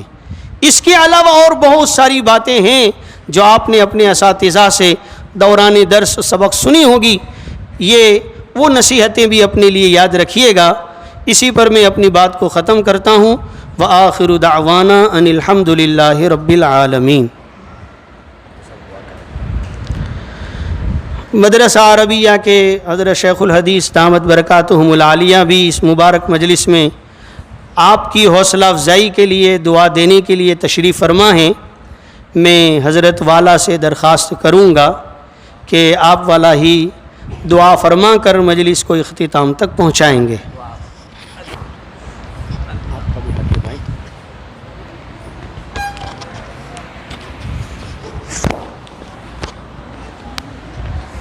بسم اللہ الرحمن الرحیم، اللہم صلی علی محمد النبی الامی وعلی آلہ وصحبہ وسلم تسلیما۔ ربنا آتنا فی الدنیا حسنہ وفی الآخرۃ حسنہ وقنا عذاب النار، ربنا لا تجعلنا فتنة للقوم الظالمین ونجنا برحمتک من القوم الکافرین۔ اے اللہ ہمارے گناہوں کو معاف فرما، ہماری خطاؤں سے درگزر فرما۔ بے شک ہم گنہگار ہیں، خطا کار ہیں، سیاہ کار ہیں، اپنے گناہوں کا اعتراف کرتے ہیں۔ مولا کریم تو ہمیں معاف فرما دے۔ یا اللہ دنیا بھر میں جہاں کہیں بھی اہل اسلام پریشان حال ہیں، ان کی پریشانیوں کو دور فرما، بیماروں کو شفا نصیب فرما، بے اولادوں کو اولاد نصیب فرما، مقروضوں کے قرضوں کی ادائیگی کی شکلیں پیدا فرما، جو نوجوان بچیاں بغیر رشتوں کے بیٹھے ہیں ان کے لیے مناسب رشتے مہیا فرما۔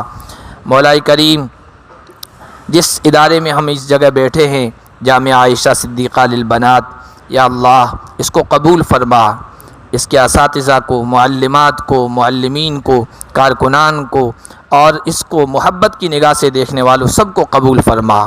سب کی جان میں، عزت میں، آبرو میں، مال و دولت میں، کاروبار میں برکتیں عطا فرما۔ مولا کریم سب کی عزت و آبرو میں برکتیں عطا فرما، اضافہ عطا فرما۔ مولا کریم اس جگہ کو قبول فرما۔ اس جگہ اس کے سلسلے میں جو بھی جس طرح کی بھی خدمات انجام دے رہے ہیں، دام درم قدم سخنے، مولا کریم سب کو قبولیت تامہ سے عامہ سے نواز دے۔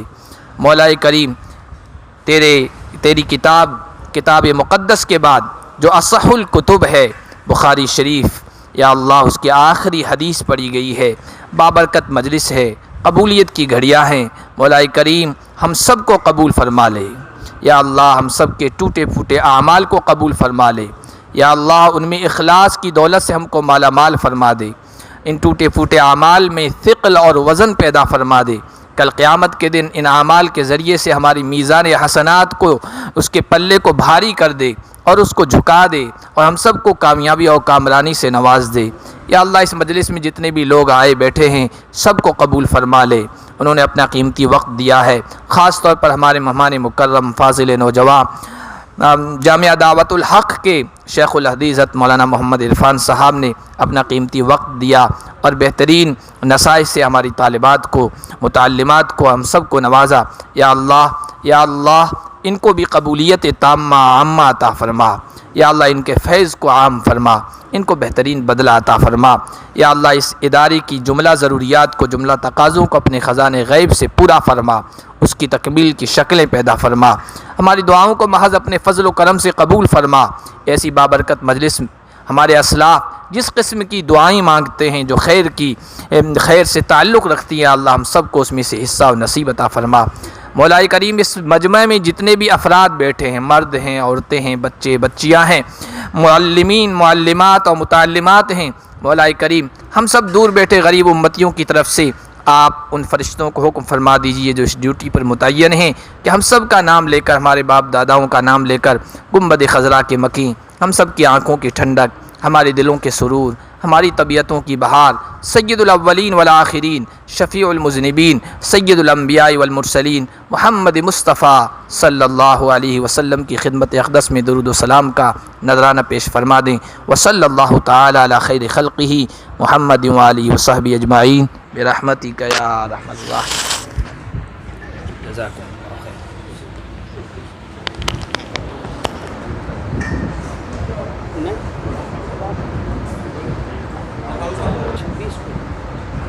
ابھی سنیچر کوئی آخری سبق اور آخری